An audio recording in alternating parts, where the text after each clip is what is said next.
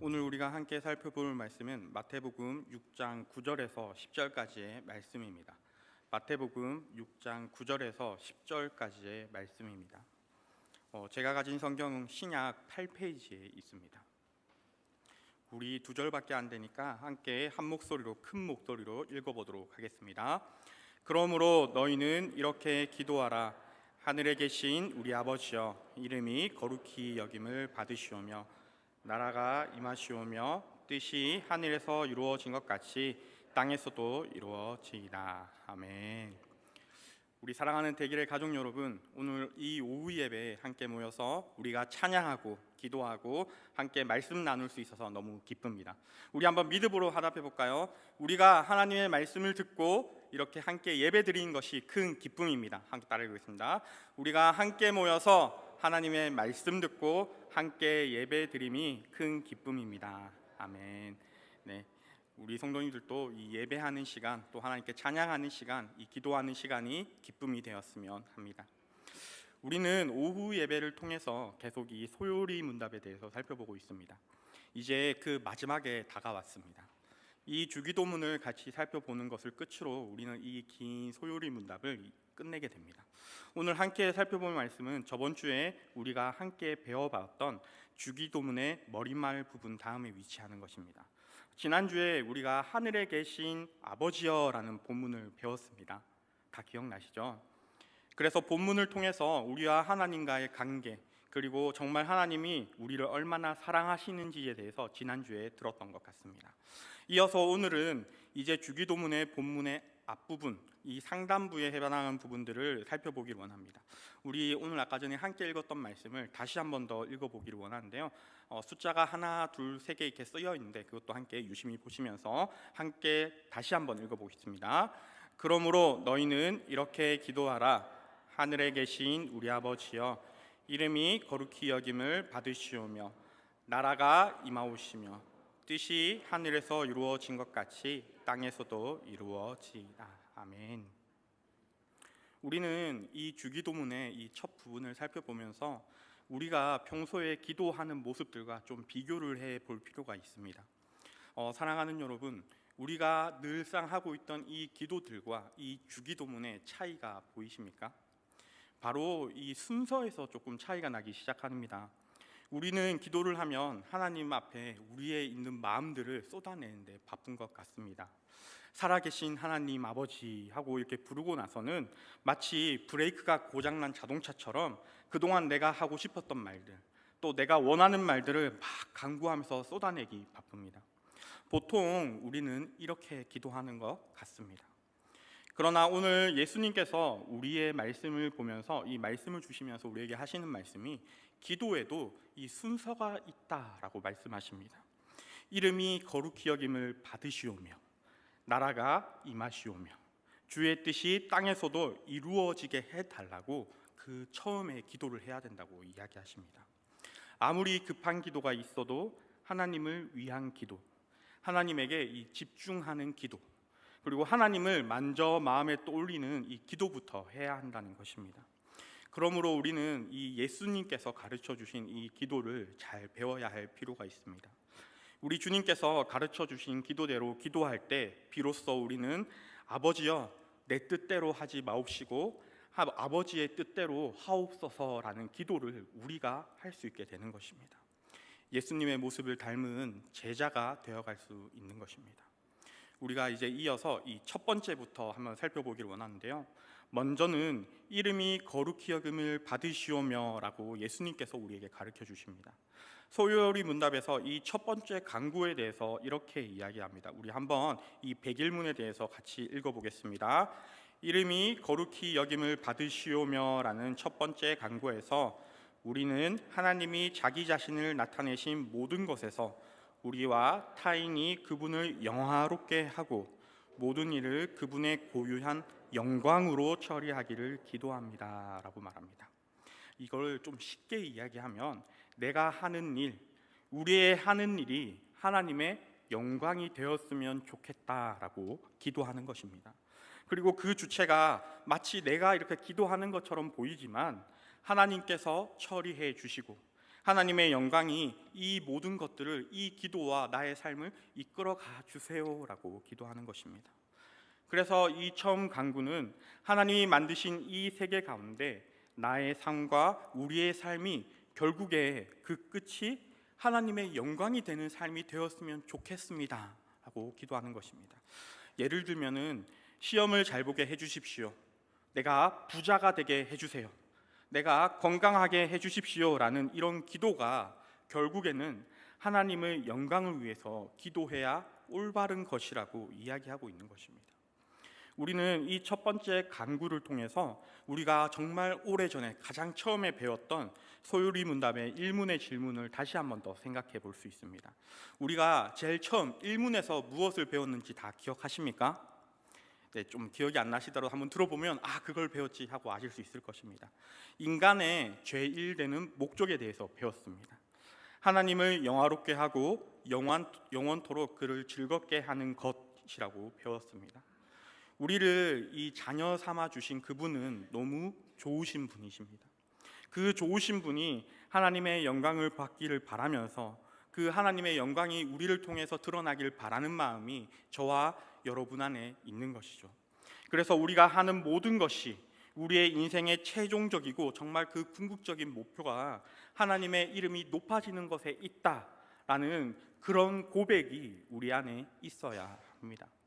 그것이 바로 이 성경에서 말하는 영광스러움에 대한 정의입니다. 하나님은 참 좋은 분임을 우리의 삶을 통해서, 우리의 인생을 통해서 나타내는 것이죠.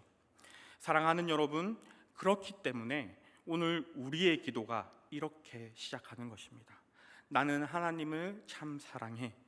내가 먼저 그 놀라운 사랑을 받았기 때문에 그분을 사랑하고 그분을 높이는 삶을 살아가기 원합니다 라는 것이 우리의 기도의 이 시작이 되어야 한다는 것입니다. 그리고 이렇게 기도하게 되었을 때 우리는 은혜를 받을 수 있습니다. 기도할 때 은혜 받는다는 것은 우리는 그저 내 마음에 평안이 찾아왔다, 내 마음이 평강이 있다, 나에게 이 평안함이 밀려온다, 이런 것을 이야기하는 것이 아닙니다. 성령으로 충만해진 사람은 그 안에 하나님의 영광에 대한 소망으로 가득 차게 되는 것입니다. 한번 쉽게 예를 들어 보겠습니다. 이 A라는 사람과 B라는 사람이 만나게 됩니다. 그런데 이 A라는 사람은 지식도 많고 경험도 많고 지혜도 정말 많습니다. 그에 비해서 이 B라는 사람은 아직 어리고 경험도 없고 지혜도 조금 부족합니다. 그런데 이 두 사람이 만나서 교제하게 되면은 A가 가지고 있던 이 경험이 많고 지식이 많은 것이 이 B라는 사람에게 그대로 전해지게 되는 것입니다. 이런 교통과 사귐을 통해서 이 A 사람이 가지고 있던 지혜와 그 지혜와 경험이 B에게 전해지게 되는 것이죠. 우리가 하나님을 만납니다. 우리가 기도하면서 하나님 앞에 나아갑니다. 하나님 하고 나아가면 내가 원하는 것으로 하나님을 설득시키는 일이 먼저겠습니까? 아니면 하나님의 지혜와 하나님의 그 풍부하신 부유와 또 하나님의 그 풍성하심 때문에 내가 먼저 변하겠습니까? 당연히 내가 변하게 되는 것입니다. 내가 그 하나님의 놀라운 영광 안에서 압도되게 되는 것입니다. 물론 우리의 이 기도의 처음 시작은 미약할 수 있습니다. 하나님, 요즘 너무 힘듭니다. 하나님, 정말 다 때려치고 싶어요. 하나님, 제가 겉으로는 이렇게 웃고 있고 찬송하고 있지만 내 속은 정말 다 타버렸습니다. 이렇게 기도할 수 있습니다. 그리고 그렇게 기도해도 됩니다. 그러나 하나님을 만나는 이 과정 속에서 이 하나님의 크심이 우리의 심령 가운데 이렇게 비춰지기 시작할 때 우리의 그 기도 제목들이 바뀌기 시작하는 것입니다. 하나님, 참 그렇습니다. 저는 연약하고 참 부족하고 그렇지만 이러한 저를 통해서 하나님께서 영광 받으시길 소원합니다 라고 나의 기도가 바뀌기 시작하는 것이죠. 우리는 너무나 유명한 이 사도 바울의 기도를 통해서 이러한 변화가 어떻게 진행된지 살펴볼 수 있습니다. 사도 바울은 하나님에게 자신이 가지고 있던 그 육체의 가시 때문에 3번이나 기도합니다. 그것이 우리가 무엇인지는 정확히 알 수 없지만 그러나 바울이 하나님 앞에 3번이나 기도할 정도로 그것이 자신을 힘들게 했던 것임은 우리는 알 수 있습니다. 바울이 자신의 육체의 가시 때문에 간구하면서 기도합니다. 사랑하는 여러분, 우리가 몸이 아프면 어떻게 해야 됩니까? 병원에 가죠. 그리고 병원에 가는 것과 더불어 하나님 앞에 간구하고 기도해야 합니다. 그리고 바울은 그저 고쳐주세요, 고쳐주세요, 고쳐주세요 이렇게 3번을 기도한 것이 아니라 정말 그 깊은 마음속에 내가 낫기를 원하는 마음과 간절한 소망이 있었던 것입니다. 그러나 그 기도의 결과, 바울이 이렇게 3번이나 기도했던 그 결과가 어떻습니까? 고린도후서 12장 9절을 함께 읽어보도록 하겠습니다. 나에게 이르시기를 내 은혜가 내게 족하도다. 이는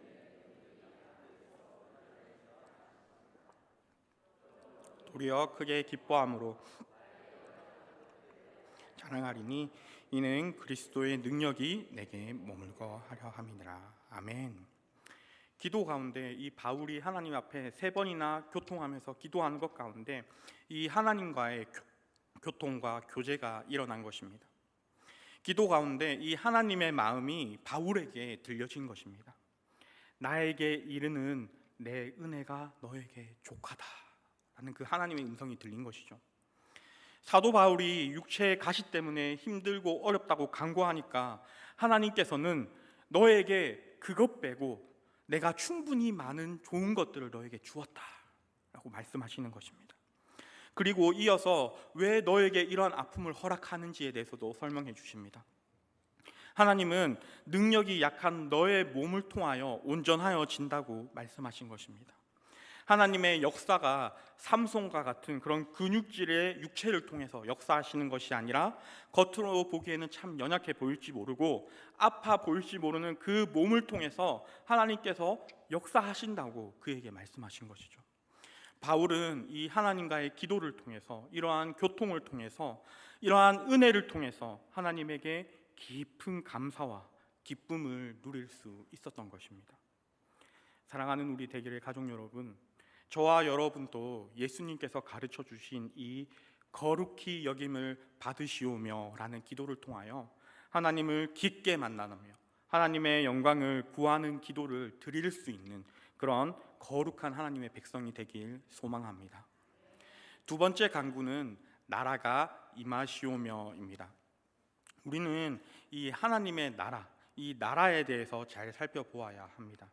이 하나님의 나라는 하나님이 다스리시는 하나님의 백성이 있는 곳입니다. 중요한 것은 누가 다스린다고요? 네, 맞습니다. 하나님이 다스리시는 나라입니다. 그래서 우리가 기도하면서 하나님의 나라가 나와 우리에게 임하여지는 그런 기도를 먼저 해야 된다는 것입니다. 다른 말로 하면 하나님의 나라가 도저히 느껴지지 않는 우리가 살고 있는 이 땅 가운데 하나님이 다스림을 받는, 하나님이 다스리시는 한 사람이 생겨나야 한다는 것입니다. 그리고 한 사람이 생겨나서 더 많은 사람들이 하나님의 다스림을 받을 수 있고 그것을 통하여 확장되어져 가는 하나님의 나라를 우리가 기도로 간구해야 된다는 것입니다. 예수님께서는 우리에게 먼저 그의 나라와 의를 구하라 라고 이야기하십니다. 동일하게 이 주기도문을 통해서도 우리가 살고 있는 이 땅 가운데 이 나라가 임해야 한다라고 말하는 것입니다. 사랑하는 여러분, 우리가 하는 이 신앙생활은 우리 혼자 하는 것이 아닙니다. 함께 하나님의 다스림을 이루어 나가는 것을 경험하는 것입니다. 그래서 이 나라라는 개념은 참 중요합니다. 한 교회에서 한 사람이 신앙적으로 성숙해져 갈 때 덩달아서 우리가 모두 함께 성숙을 이루어갈 수 있다는 것입니다. 절대 나 혼자 성숙하는 것은 있을 수 없다는 것이죠. 사랑하는 여러분, 우리 인간들은 나의 나라를 세우고자 하는 본성이 있습니다. 창세기의 이 가인의 후예들을 잘 살펴보면 그들은 자신들을 위한 성을 쌓습니다. 그래서 6장에 가면 결국 하나님을 배격하고 자기들끼리 막 재밌게 살다가 결국에 어떻게 됩니까? 하나님의 아들들이 사람의 딸들을 취하여 그 아름다움을 보고 결혼하면서 결국 하나님의 나라가 다 넘어가게 되는 것입니다. 하나님의 나라가 없어지게 되는 것입니다. 세상 나라에 이 하나님의 나라가 뺏기는 과정을 성경은 잘 보여주고 있습니다. 그래서 하나님이 어떻게 하십니까? 홍수로 그들을 다 쓸어버리십니다. 그리고 나서도 한번 잘 살펴보십시오. 그리고 나서 이 11장에 바벨탑을 쌓으면서 사람들은 이렇게 이야기합니다. 창세기 11장 4절입니다. 제가 읽어드리겠습니다. 또 말하되 자 성읍과 탑을 건설하여 그 탑 꼭대기를 하늘에 닿게 하여 우리의 이름을 내고 온 지면에 흩어짐을 면하자 하였더니, 그 탑의 꼭대기를 하늘에 닿게 하자, 그리고 우리의 이름을 내어서 흩어짐을 면하게 하자라고 이야기합니다.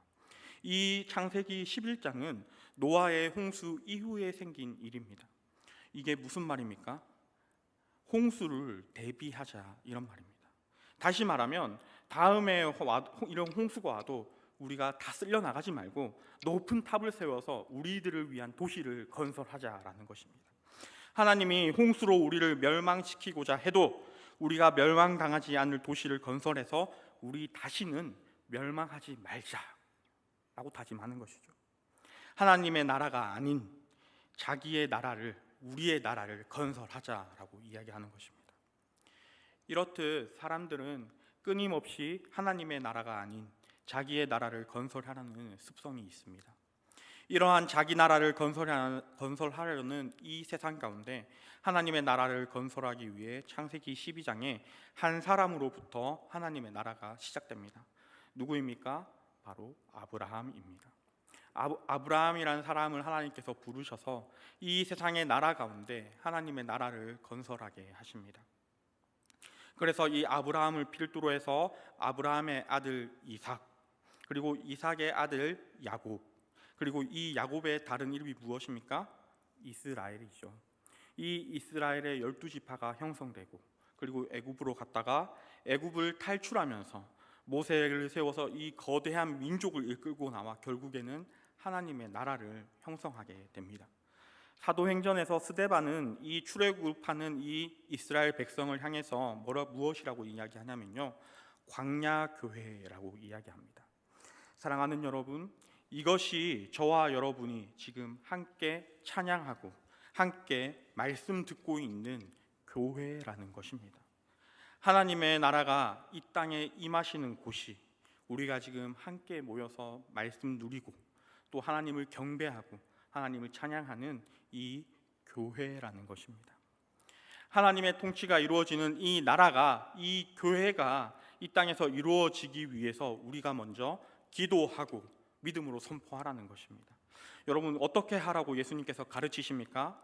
나라를 위해서 기도하라고 말씀하십니다. 기도를 통해서 하나님의 나라가 세워지는 것을 보게 된다고 말씀하시는 것입니다. 그래서 우리가 하나님의 이름을 믿고 하나님의 뜻대로 순종하는, 하나님을 다스리심을 경험하는 그런 공동체가 될 수 있도록 우리를 위해서 기도해야 합니다. 우리가 어떤 공동체가 되어야 합니까? 하나님의 다스리심이 있는, 하나님의 뜻이 이루어지는 그런 공동체가 되어야 합니다.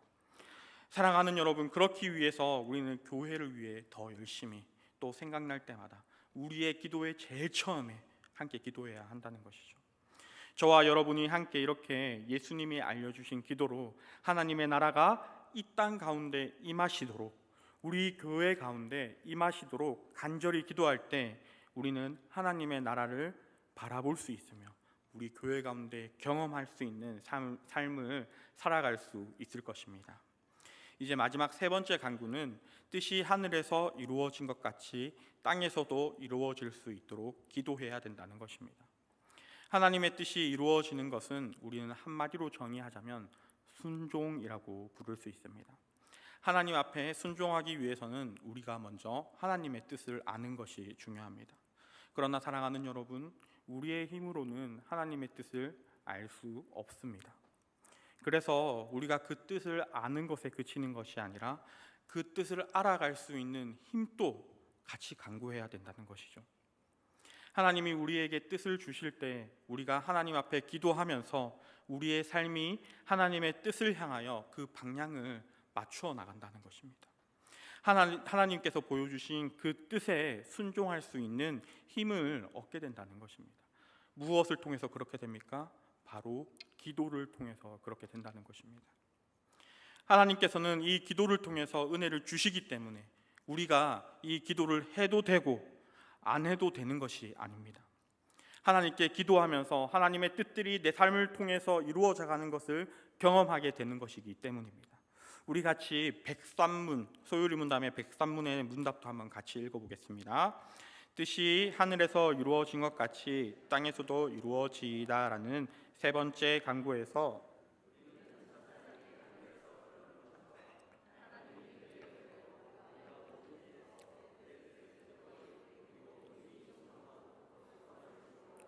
기도합니다. 네.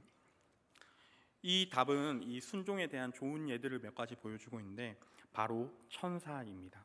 시편 103편 20절을 한번 또 읽어보겠습니다. 능력이 있어 여호와의 말씀을 행하며 그의 말씀의 소리를 듣는 여호와의 천사들이여 여호와를 송축하라. 아멘. 하나님의 뜻을 따라 찬송하는 뜻이, 그 뜻이 오늘 하늘에서도 누구를 통해서, 이 천사들을 통해서 오늘 또 이루어지고 있다는 것입니다.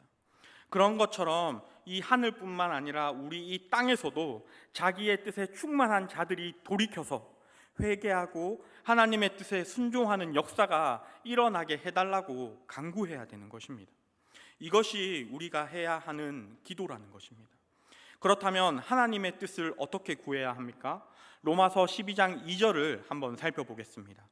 너희는 이 세대를 본받지 말고 오직 마음을 새롭게 함으로 변화를 받아 하나님의 선하시고 기뻐하시고 온전하신 뜻이 무엇인지 분별하도록 하라. 하나님께서는 우리에게 이 뜻을 분별하라라고 명령하십니다. 그러나 우리 사랑하는 여러분, 우리도 너무나 잘 알다시피 우리가 이 하나님의 뜻을 분별하는 것이 가능한 일입니까? 불가능한 일입니다. 우리는 내 뜻으로, 하나님의 뜻을 이해하기에는 너무나 나의 뜻으로 가득 차 있기 때문입니다. 우리가 맨날 하는 고민들이 어떤 것이 있습니까? 하나님, 이 집을 사야 합니까? 아니면 저 집을 사야 합니까? 아니면 내가 전세로 들어가야 합니까? 월세로 들어가야 합니까? 내가 지금 이 교회를 다니는 것이 맞습니까? 아니면 조교의 말씀이 더 좋은 것 같은데 조교를 다녀야 할까요? 그런 고민들 우리가 하지 않습니까? 우리가 하는 이런 대부분의 고민들은 우리가 어떻게 하면 내 인생이 내가 잘 풀릴지 하는 고민들이라는 것입니다. 하나님의 뜻이 아닙니다. 사랑하는 여러분, 자기의 뜻으로 충만하면, 내 안에 나의 뜻으로 충만하게 되면 이 하나님의 뜻을 알 수 없습니다. 우리는 대부분 기도할 때 하나님의 뜻을 알려달라고 기도합니다. 그러나 실제로는 하나님의 뜻을 알려달라고 하는 것이 아니라 내 뜻이 이루어졌으면 좋겠다 라는 마음을 가지고 기도하는 것이 우리들이라는 것입니다. 저와 여러분이 그렇게 기도한다는 것입니다. 그러나 그럼에도 기도하면서 하나님 앞에 나아가면서 하나님의 뜻을 분별하려고 하면 하나님의 은혜가 우리 안에 있으면 성령께서 우리와 함께 하셔서 하나님의 임재 앞에 나아갈 때에 하나님의 뜻 앞에 우리의 뜻이 굴복해지게 되는 것입니다. 기도는 우리가 하고 싶은 말을 다 하고 돌아가는 것이 아니라 내 뜻과 하나님의 뜻이 충돌하는 것입니다. 그래서 하나님의 뜻이 이기는 것이 이 기도의 자리입니다. 거듭나지 않은 사람들은 말씀을 들어도 이 말씀이 귀에 들어오지 않습니다. 거듭나지 않은 사람들은 이 예배의 자리에 앉아 있으라고 하면 얼마나 곤욕스러운지 모릅니다. 말씀에 순종할 힘도 없습니다. 사람은 본질적으로 자기의 뜻과 자기의 원한과 자기의 뜻에 충만해서 하나님의 뜻에는 관심이 없기 때문입니다. 우리의 관심은 오직 내 뜻입니다. 사랑하는 여러분, 이스라엘 백성들이 출애굽하면서 왜 그렇게 울었습니까? 물이 없어서 그들이 울었습니다. 내가 물이 지금 없는 것에 너무 민감한 것입니다. 나의 자녀가 대학에 떨어지고 내가 사업에 실패하면 하나님이 마치 안 계시는 것 같습니다. 내가 좀 어렵고 힘들면 하나님이 왜 나한테 이러실까? 하나님 나한테 왜 이래서요? 하는 것이 바로 우리입니다. 내 뜻, 내가 원하는 것에만 집중하고 그것에만 집중해서 살펴보고 바라보는 것이 바로 저와 여러분이라는 것입니다. 이 인간이 하나님의 말씀과 하나님의 임재 앞에 나아가 이 기도의 자리에 나아가지 않고는 절대 하나님의 뜻 앞에 충만해질 수 없다는 것입니다. 그러나 반대로 말하면 우리가 말씀을 가지고 이런 나를 회개하면서 하나님 앞에 나아가기 시작하고 기도하기 시작하면 나의 안에 하나님의 원하는 뜻이 이루어져 가기 시작한다는 것입니다. 나의 욕망이 이루어지는 것을 기도하면서 그것을 기도라고 하면 안 됩니다. 하나님의 뜻이 어떻게 나의 삶에 이루어질 수 있는가? 오늘 나에게 하나님이 원하신 일들은 무엇인가? 만약 하나님이 나의 삶을 끊어버리시기 원하시는 것이 있다면, 나의 삶 가운데 이 끊어버리시기 원하시는 것이 있다면 그 뜻을 나에게 알려주시고 또 내가 그것을 끊어버릴 수 있는 힘도 허락해 주옵소서. 그것이 우리가 할 수 있는 기도라는 것입니다. 그렇게 기도할 때 저와 여러분은 이 하나님께서 얼마나 우리에게 신실하신 하나님인지 알게 될 것입니다. 한 가지 바라옵기는 우리가 들은 이 기도에 관한 말씀을 부여잡고 우리 대길의 가족 모두가 이 기도의 자리로, 예수님께서 가르쳐 주신 이 기도의 자리로 나아올 수 있길 소망합니다. 그래서 이 기도의 자리에서 나의 뜻과 하나님의 뜻이 충돌하고 그 충돌 가운데 우리에게 은혜가 있으면 나의 뜻을 굴복시키고 하나님의 원하시는 뜻을 따라 이루어가는 우리 모두가 되길 간절히 소원합니다. 마지막으로 오늘은 기도로 말씀을 마무리하는 것이 아니라 이 주기도문을 한번 읽어보고 마무리하기를 원합니다. 오늘 우리는 주기도문의 전반에 이 강구의 세 가지의 강구를 통해서 우리가 어떻게 기도해야 되는지, 무엇을 제일 먼저 구해야 되는지를 살펴보았습니다. 하나님을 거룩하게 영광스럽게 하는 것, 두 번째는 교회라는 하나님의 나라, 공동체가 이루어지기를 기도하는 것, 그리고 세 번째는 하나님의 뜻이 이 땅에서 나에게 이루어지게 하기 위해서 기도해야 된다는 것을 배웠습니다. 우리가 오늘 들은 말씀을 잘 가지고 잘 기억하면서 일주일간 살아갈 때 우리 들은 그대로 한번 기도해 봅시다.